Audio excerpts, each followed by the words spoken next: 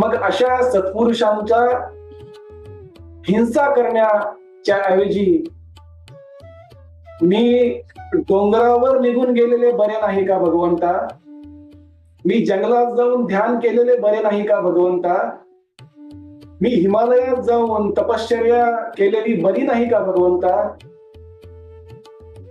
अशा कुरुक्षेत्राच्या युद्धभूमीवर अर्जुन डोळ्यात पाणी आणून भगवंतांना अशा प्रकारची कारणे सांगतो. अर्जुनाला माहिती आहे की ह्या युद्धभूमीवर हे युद्ध एका निर्णायक स्थितीमध्ये आलेले आहे.